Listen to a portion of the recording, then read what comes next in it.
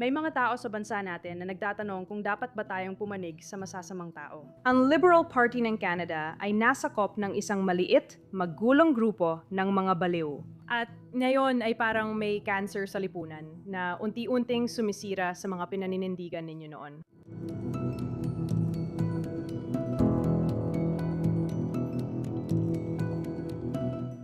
At nagbabalik tayo para sa panibagong episode ng Standpoint. Ako si Gabe Groisman at talagang excited ako ngayon. Parang lumilibot tayo sa mundo nitong mga nakaraang panayam. May nakausap tayong miyembro ng Knesset ilang araw na nakalipas. Nakapanayam natin si Tommy Robinson mula UK. May mga sumusubaybay sa social media, makikita natin ito.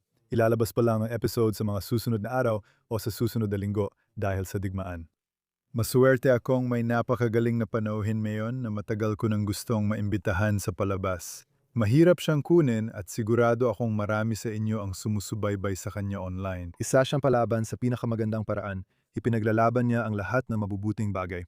Hindi ibig sabihin na nagkakasundo kami sa lahat ng bagay, pero talagang ipinaglalaban niya ang lahat ng mabubuti para sa Canada. Si Melissa Lantsman ang Deputy Leader ng Conservative Party of Canada at miyembro ng Parlamento. Salamat sa pagsama. Maraming salamat sa pag-imbita sa akin. Matagal na akong tagahanga mo sa internet. Salamat, sobrang excited ako. May mahabang pagpapakilala sana ako pero tingin ko kilala ka na ng lahat bilang kinatawan ng Thorhill sa Hilaga ng Toronto. May bayo akong galing Toronto tulad ng kaibigang si Avi Gleno na binabati ko, lumipad na sa South Florida. Sorry. Kinukuha namin ang ilan sa mga pinakamahusay ninyo. Ine-export namin ang ilan sa pinakamahusay, kaya malaking problema ito sa amin. Oh, sa totoo lang, ang Bell Harbor, kung saan tayo ngayon nakaupo, kung saan ako naging alkalde, marami kaming mga taga-Canada. Dati silang, at karamihan siguro ngayon, mga snowbird na pumupunta dito tuwing taglamig. Mukhang malaki talaga ang koneksyon ng Toronto at South Florida. Sobrang laki. Tingnan mo, matagal nang may malaking koneksyon ang US at Canada. Dito nakatira ang mga tao at pamilya natin, lalo na tuwing taglamig. Pero gusto ko lang sabihin na kami ang may pinakamagandang tag-init sa Canada. Inanyayahan kita, pinakamagandang tag-init sa mundo. Ano ang pinakamagandang lugar para magpalipas ng taginit sa Canada? Tingnan mo, magiging bias ako. Kinakatawan ko ang Ontario sa Canada at para sa akin, pinakamaganda ang tag-init sa Muskoka. Ano bang meron doon? Lawa? Marami kaming mga lawa. Mababait ang aming tao at maganda ang panahon. Kaya sa mga kaibigan kong nagtapos kasama ko sa Universidad ng Michigan na nakikinig, alam ko, sa palabas, kilala namin ang Windsor, Canada. Dahil doon matatagpuan ang mga kasino na nasa kabila lang ng border. Pwede kang magsugal at uminom sa labinsiyam na gulam. Pwede mo itong gawin, mas bata ka pa. Kaya lagi kaming masaya. Halika at gastusin mo ang pera mo. Mahal ko ang Canada. Matagal akong namalagay sa Montreal, Mont-Tremblant, Toronto, West Coast, Vancouver, at sa napakagandang isla doon. Pero gayon pa man, ang dami talagang nangyayari sa pagitan ng Canada at Israel. Parang dati, nung nandun si Justin Trudeau, ang pinakanakuha ko lang ay sinasabi ng iba na kamukha ko raw siya na palagi namang nakaka-offend para sa akin. May sobrang liberal kayong punong ministro na sa tingin ko ay nagpapakagago lang sa sarili. Pero maganda pa rin ang relasyon ng bansa at nagtutulungan pa rin ang dalawang bansa, pati na rin ang mga tao. Kung kakausapin mo ang mga Canadian at Amerikano, halos magkapareho talaga ang kanilang mga kultura. Maliban sa Quebec at sa lugar na iyon, halos magkapareho ang natitirang bansa. Pero pakiramdam ko, marami nang nagbago. Nung huling eleksyon, si punong ministro Stephen Harper ang namumuno. Sa pananaw ko, tumaas ang tensyon bago ang eleksyon. Simulan natin sa pangkalahatan. Ano ang nangyayari sa Canada ayon sa'yo? Tingnan mo, ang masasabi ko lang ay ibinigay sa akin ng Canada ang lahat ng meron ako. Nag-immigrate ang magulang ko noong dekada 70. At sa loob ng isang henerasyon, sa isang lugar tulad ng Canada, maaari kang magmula sa pagiging taxi driver tungo sa unahang hanay sa Parliament Hill. Hindi dapat, alam mo yon, hindi dapat magbago yan sa Canada. Dapat pwede kang magsikap, umasenso at gawin ang lahat ng makakaya mo. Sa tingin ko, ang pinakamahalaga sa relasyon natin ay ang ugnayan ng mga tao sa isa't isa, kung tutuusin. Parang pareho lang tayo. Matagal na nating pinagsaluhan ang pinakamagandang relasyon sa pinakamalaking hangganang walang proteksyon. Ang mga Canadian ay nabuwis ng dugo kasama ng mga Amerikano sa tamang panig ng bawat digmaan. Madalas, alam mo yon, pinoprotektahan ang interes ng Amerika. Pero para rin sa kapakanan ng parehong bansa natin. At naniniwala pa rin ako na saan man ako magpunta, wala nang ibang lugar na mas gugustuhin ko kundi ang Canada at ang magpatuloy sa pagpapaunlad ng bansa sa parang makakamtan ng susunod na henerasyon ang mga natamo ng nakaraang henerasyon. Ngayon sa Canada, hindi na yon posible. Bakit hindi? Alam mo, pag-uusapan natin ang anti-Semitismo dahil tingin ko maraming tagapakinig mo ang nakakakita ng nangyayari sa Canada. At alam mo, magugulat sila. Pagkalipas ng 2 taon at kalahati, hindi ka na nagugulat. May seryosong problema. At ito ay, sa totoo lang, problema para sa kahit sinong nakatira sa Canada at tumitingin sa Canada bilang isang lugar kung saan ang mga komunidad ng mga Hudyo ay matagal nang umunlad at nag-ambag sa kultura at politika at sa pagpapaunlad ng bansa. At ngayon, parang may cancer sa lipunan na unti-unting sumisira sa mga pinaninindigan natin noon. Alam mo yon, sa mga pinaninindigan mo noon.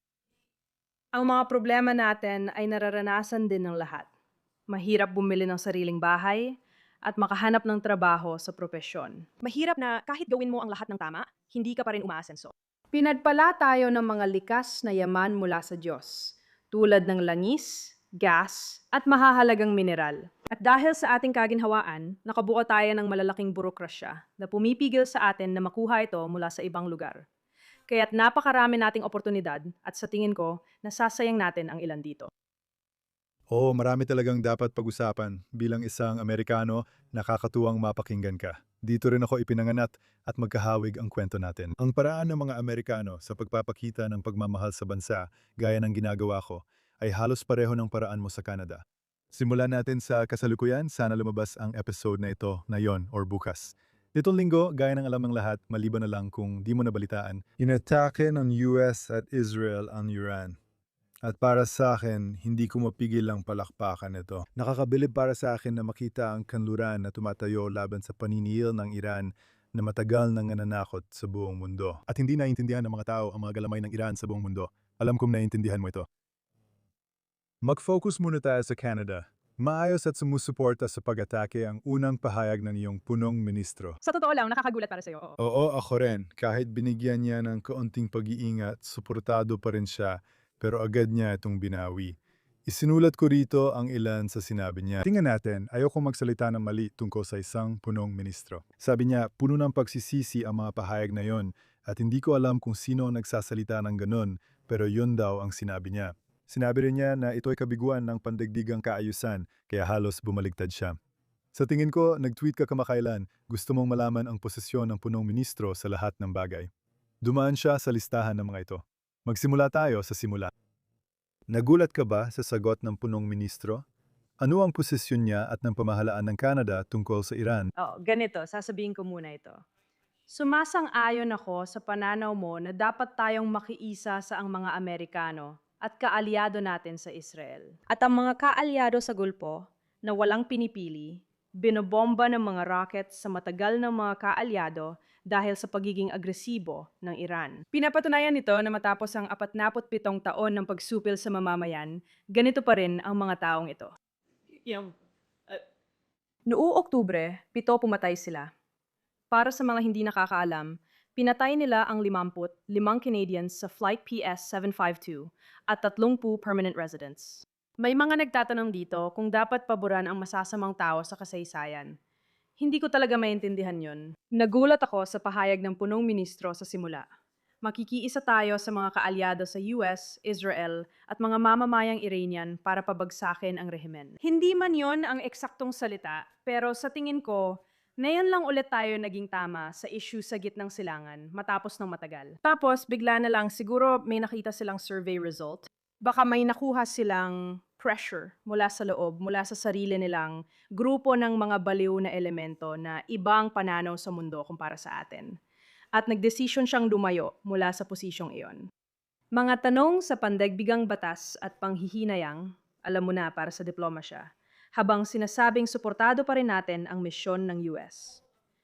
Pwede mong sabihin lahat ng posisyon sa isang pahayag o walang malinaw na panig.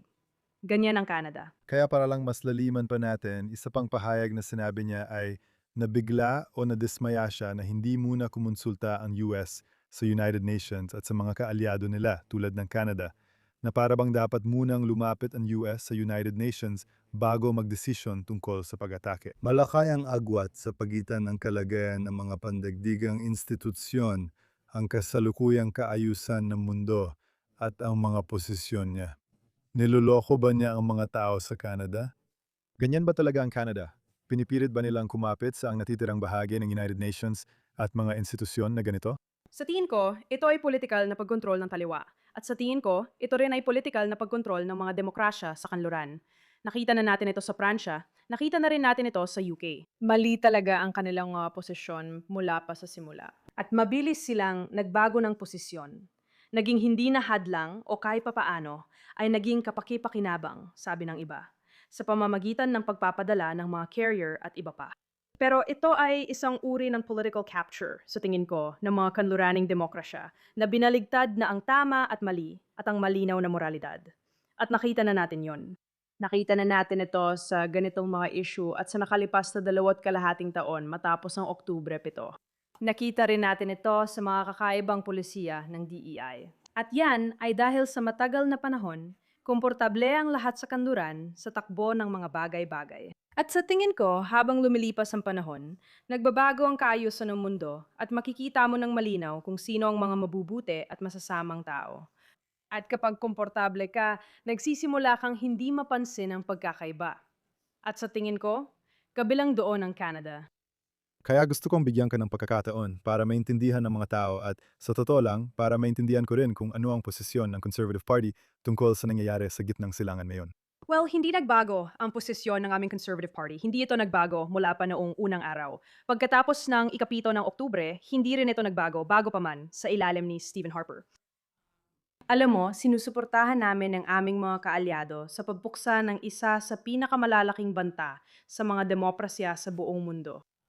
Upang magkaroon ng kaayusan sa gitnang silangan para sa kanila. Alam mo, ito ay para mapigilan ang paggawa ng arsenal ng mga sandatang nuklear. Malinaw na sinabi ni Pierre Poilievre. Kung wawasokin ng Israel ang kakayahang nuklear ng Iran, ito ay magiging isang regalo sa buong mundo. Pinaniniwalaan namin yon noon at pinaniniwalaan pa rin namin ngayon.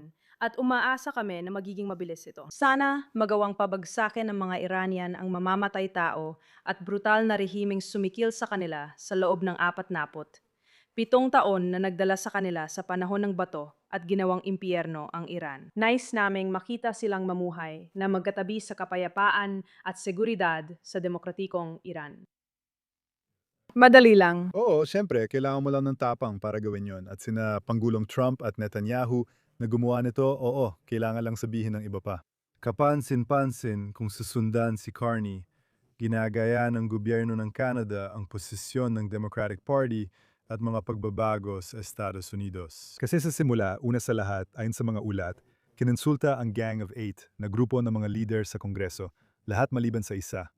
Sabi nila, hindi nila makontak. Hindi ko alam kung sinabi na nila kung sino ang hindi nila makontak sa telepono, pero kinonsulta nila ang mga iyon. Ipinaalam nila na mangyayari ito sa gabi ng mismong araw na nangyari o gabi natin, umaga nila na mangyayari ito. Sa una, hindi naman tutol, pero di rin suportado. Parang gusto lang nila sana nagkonsulta si Trump sa Kongreso, pero sumuporta sila sa aksyon.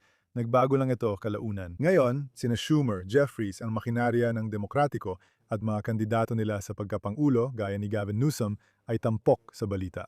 Akin ang palabas na to, kaya pwede kong sabihin, matindihan nilang binabatikos ang Israel at si Trump dito sa US. Tama?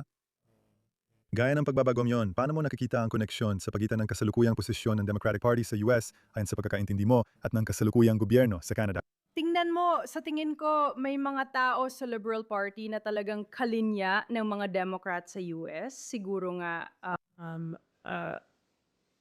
alam mo, mas malala pa pagdating sa pagkakaiba ng tama at mali at moral na kalinawan. Pero tingnan mo, kung titignan mo, alam mo, lahat ng mga news media natin ay pareho lang din. Pero kung titignan mo ang mga protesta sa kalsada, yung mga nagluluksa sa pagkamatay ng Ayatollah, tingnan mo yung mga balita tungkol dito. Wala ni isang Iranian doon. Alam mo, parang at totoo, bayad lang yung mga nagpuprotesta doon. Alam mo, sinasabi ko yan kahit walang matibay na ebidensya, pero malinaw na hindi lang basta nangyari yon at walang totoong tao sa mga usapang yon. At ang katotohanan na ang kaliwa at ang katotohanan na ang partido. Ang Liberal Party of Canada, isa sa mga matagal na namumunong partido ng Canada, ay hawak ng isang maliit at walang batas na grupo ng mga baliw. Ito ang talagang nakakabahala kung paano ito nakakaapekto sa politika at mga pulisya ng pamahalaan ng Canada.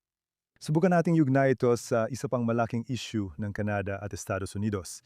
Alam nating si Pangulong Trump ay tumutok sa ugnayang panlabas, lalo na sa relasyon niya sa leader ng kabilang bansa. Ang relasyon ng Canada at Estados Unidos ngayon ay mas mahirap kumpara dati, pero hindi ko masabing sira na ito. Sa pananaw ko, kailangan maging malinaw ang US. Kasi palaging tinatanong ako ng mga tao, ano sa tingin mo? Hindi ka pwedeng puro tanong lang. Sa tingin ko, kailangan ng muling pag-aayos sa komersyal at ekonomiyang aspeto ng kanlurang hemisphere, kung saan imbes na umasa sa China at iba pa sa kabilang panig ng politika at heograpiya. Maaring mapangalagaan ng buo ang supply chain sa tulong ng Latin America at North America kung bubuksan natin ang kalakalan at gagawin ang mga bagay sa tamang paraan habang pinoprotektahan ang mga trabaho bawat isa sa ating sariling bansa. Siyempre. Ganyan ko tinitingnan ang mga bagay pero alam kong hindi maganda ang kalagayan ngayon, lalo na sa ekonomiya. Alam nating lumabas si Trump sa issue ng ika-51 estado. Matagal na rin nating hindi naririnig ito, pero malamang hindi pa rin yon ang tamang simula para sa relasyon ayon sa mga Canadian. Sa palagay mo, gaano kaya isinasaalang-alang ni Carney ang pag-ayos ng relasyon sa ekonomiya, partikular sa Estados Unidos, para makakuha ng bagong kasunduan sa kalakalan at matulungan ang ekonomiya ng Canada, lalo na ngayon na inilalantad ng US ang sarili nito sa hindi pangkaraniwang paraan sa militar? Ganito, una sa lahat, sasabihin ko ito sa mga nakikinig mo. Malamang hindi nila magugustuhan ito, pero mali ang ginagawa ni Trump sa Canada. Mali rin ang mga sinabi niya tungkol sa Canada. Mali ang pagtrato niya sa relasyon natin, sa tingin ko. Tulad ng sabi natin sa simula ng podcast, malalim ang ugnayan natin. Magkasama tayong nakipagbigma at meron tayong pinagsasaluang hangganan na walang bantay. Meron kami ng gusto ninyo, meron kayo ng gusto namin. At meron tayong ugnayang pangkalakalan na nariyan na buong buhay ko. Nasa early 40s na ako at wala akong alam na bansa na walang free trade agreement o kasunduang parehong pinakinabangan. Kaya ang mga Canadian, alam mo na, ay tama lang nga naiinis dito. At sa totoo lang ay nalilito kung bakit nangyari yon.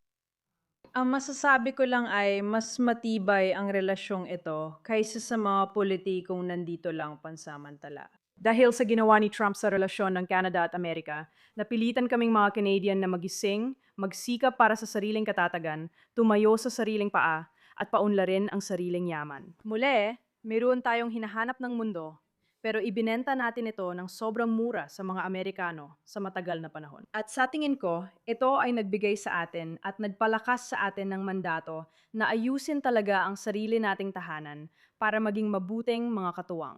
Pwede ba akong sumingit ng isang tanong? Gaano kalaki ang personal na sama ng loob na nararamdaman ng mga tao sa Canada na siyang namungguna pagdating sa paggawa ng mga desisyon para sa kinabukasan ng Canada? Tingnan mo, konserbatibo ako at mula sa konserbatibong partido. Kaya di ako masyadong emosyonal sa kung sino ang nagsabi o kailan. Pero kita kong malaki ang epekto nito sa mga Canadians. Parang matalik mong kaibigan sa eskwela na laging kasama mo. Pero biglang di ka naimbitahan sa birthday party niya. Makikita mong nagmamadali at na-offend ang Canada, ayos lang naman. Naintindihan ko ang perspektibo mo, pero nakikita mo rin ang Canada na lumalapit sa China, di ba? Sige, magpapatuloy ba tayo? Talagang hindi. At hindi yon, alam mo, hindi yon kailanman ang ginagawa ng mga konserbatibo. Napilitan tuloy tayong ayusin ang sarili nating mga problema. Tayo ang bansa na nagdayo ng napakarami mula sa isang konstitusyon na naglatag ng pundasyon para magtayo ng riles, para magtayo ng seaway. Dati, mabilis tayong magtayo ng mga bagay. Ang nagawa ni Trump ay pinilit tayong mga Canadian na pag-isipan at magdesisyon kung ayusin ba natin ang sarili natin.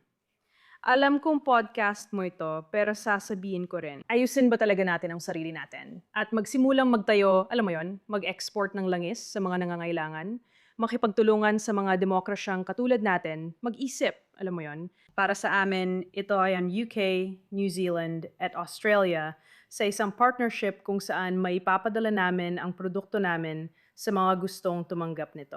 Magagawa natin ito na mas makabuluhan kaysa dati, na noon ay pinipigilan tayo ng burokrasya sa mga malalaking proyekto.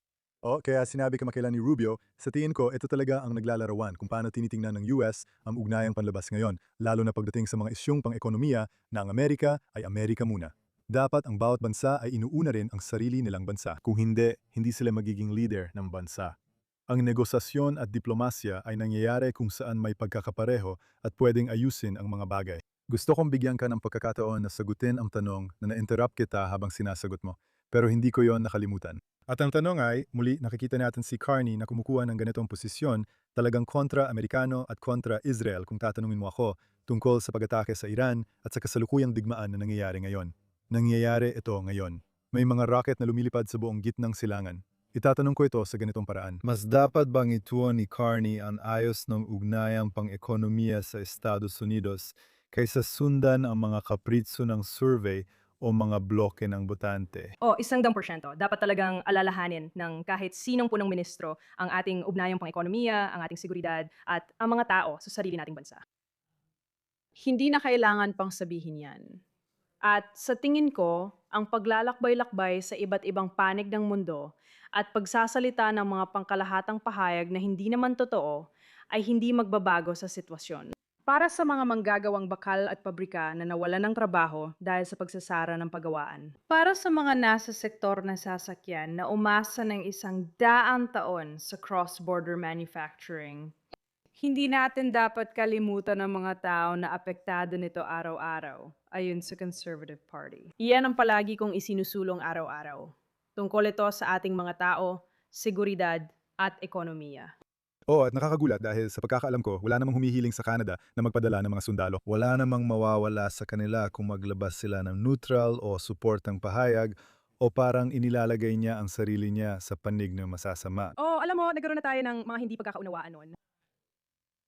Alam mo, pwede naman nating pag-usapan yan. Pero lumaban tayo kasama ng mga Amerikano sa Afghanistan na marami ring sundalo ang nawala doon. Maraming kalalakihan at kababaihan na nakauniforme. Maraming pamilya ang wala ng kapiling sa hapagkainan, ang kanilang mga mahal sa buhay. At ginawa natin lahat yon para sa interes ng Amerika. Pangunahing interes nila. Siyempre, interes din natin yon. Pinoprotektahan namin, no? Meron kami ng gusto ninyo. Meron kaming bukas na Arctic na gusto ninyong maprotektahan. Mas maganda kung magtutulungan tayo. At alam ko naiintindihan yan ng mga Amerikano. Kaya kapag nakikipag-usap ako sa mga Amerikano, madalas marami sa kanila ang humihingi ng paumanhin sa mga nangyayari. At umasa akong mahanapan natin ng paraan kung paano maibalik sa ayos yon. Kung hindi, ang mahalaga sa amin ay ang aming katatagan at ekonomiya. Para sa akin, may global trade realignment at ayos din lahat. Optimistiko ako at suportado ko ang Pangulo, pero hindi ibig sabihin sang-ayon ako sa lahat ng ginagawa o sinasabi niya. Wala namang taong ganun. Malamang siya mismo ay hindi rin sang-ayon sa lahat ng sinasabi o ginagawa niya. Pero sa global na realignment na yan sa ekonomiya, sa huli ay makikinabang ang Amerika at sa tingin ko, pati na rin ang Canada. Naniniwala akong mapupunta rin sa tamang ayos ang lahat. Lilipat lang ako ng usapan bilang paggalang sa oras mo. Nabanggit mo ang anti-Semitismo at sa tingin ko mahalagang pag-usapan ito. Napag-usapan na natin ito dito kaya di ko na kailangan ng panimula.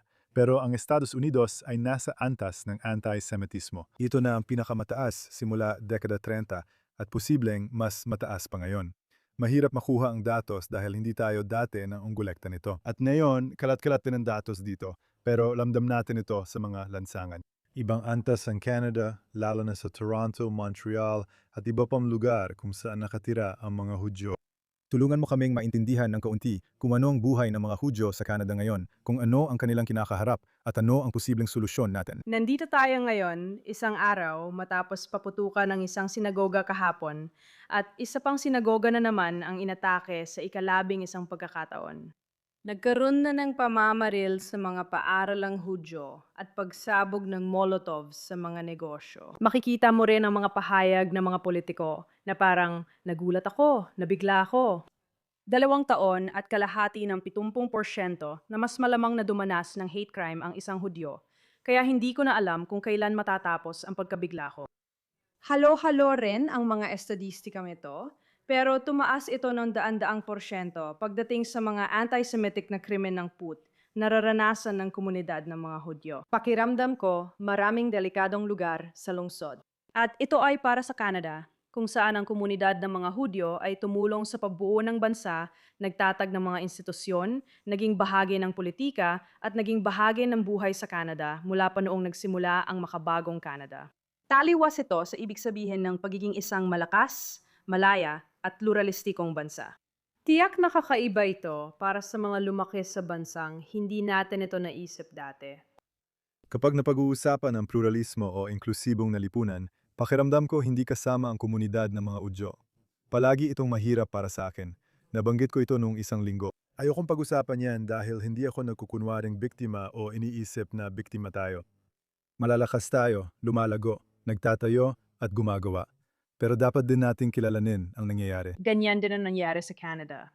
Sa bawat pag-atake, mas tumitibay tayo at lumalaki ang pagtitipon ng komunidad. May mga paaralan, sinagoga at summer camp na yon na may waiting list at mahirap na mapasukan. Kaya naman, napakaganda ng naging tugon ng komunidad ng mga Hudyo. Sa tingin ko, marami ring tao, lalo na yung mga nasa kaliwa ng komunidad ng mga Hudyo, na napagtanto na wala sa iba nilang ipinaglalaban ang sumuporta sa kanila sa oras ng pangangailangan. Sa tingin ko, may pagbabago sa komunidad natin.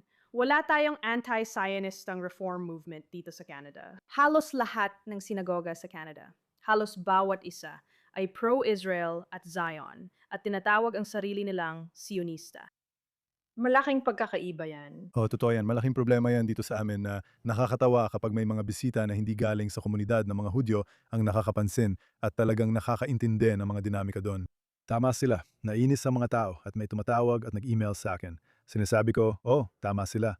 Malaki talaga ang pagkakabahabahagi sa komunidad. Kailangan muna nating palakasin ang sarili nating komunidad bago makipaglaban sa iba. Sinusubukan kong hindi maging masyadong tagahanga dito sa podcast, pero ang paraan ng pagtindig mo para sa komunidad ng mga Hudyo sa Canada ay kahanga-hanga. Gusto ko lang sabihin na pinapanood ko ang videos mo habang kumatayo ka sa parlamento laban sa masasamang tao.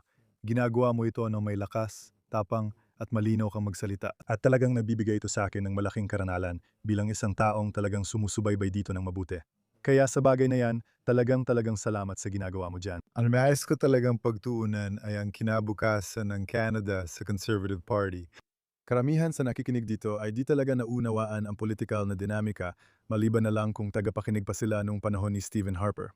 Alam ko rin na galing lang tayo sa eleksyon nitong nakaraang taon. Kaya ano ang itsura ng kinabukasan sa Canada pagdating sa pamumuno? Meron bang matibay na koalisyon? Paano makakabalik ang Conservative Party dito? Madalas hindi mo ito nakikita, pero nananatiling matatag at nagkakaisang partido kahit natalo sa eleksyon. Mayroong 8 milyong Kanadyano. Nadagdagan namin ang aming boto. Binago namin ang aming koalisyon. Kung titingnan mo ang partido ni Stephen Harper, malaking tagahanga ako. Dati akong nagtrabaho sa kanya at palagi ko siyang pinupuri sa podcast. At sa bawat pagkakataon, ipinagdiriwang namin ang 20 taon mula nang siya ay mahalal. Ang kanyang koalisyon, ang kanyang konserbatibong koalisyon ay ibang-ibang itsura noon. Maraming nakasuot ng suit, maraming matatandang tao. Ang sa amin ay bata, masigla, manggagawa, at talaga namang kinabukasan ng bansa. Kung tatanungin mo ako kung saan ko gustong manguna sa politika, ito ay kasama ng kabataan at manggagawa. Ito ay kasama ng mga etnikong komunidad sa buong bansa. Kaya sabik ako sa hinaharap at kung saan ito patungo. Malaki ang tungkulin natin ngayon. Alam mo, mahalaga ang papel ng opisyal na oposisyon sa parlamentaryong demokrasya. Seryoso kong gagampanan nito sa susunod na panahon para matiyak na alam ng lahat na may naghihintay na pamahalaan at may mas magagandang araw na darating. Tama ka dyan. At sa tingin ko mahalaga bilang isang maliit na payo mula sa isang taong kasali sa politika sa US na ipaalam sa iyong mga kaibigan sa Timog na may alternatibo, may oposisyong pamahalaan na naghihintay lang sa tabi. Tama ba? Kapag tumingin kami sa Hilaga, nakikita namin ang punong ministro at ang nauna. Di masyadong nakakatuwa. Pero kapag nakikita namin ang pangalan, mukha at boses mo at ni Pierre Poilievre, alam kong mali ang pagbigkas ko ng pangalan niya. Nung mali ang pagbanggit ko ng pangalan niya, pinuna ako ng mga tao. Nakakatawa kasi hindi naman ako Francis. Pumunta ka sa Canada ngayong taginet, tuturuan ka namin sa pagbigkas ng pangalan niya. Pupunta ako doon. Daroon ako kasama si Avi sa bahay niya. Maraming salamat sa pagsama. Talagang pinahahalagahan ko ito. Salamat sa lahat sa pakikinig. Siguraduhin ninyong i-like, i-follow, mag-subscribe at gawin lahat ng magagandang bagay na ginagawa ninyo para suportahan ang mga podcast na tulad nito. Magkikita tayo ulit sa susunod na linggo.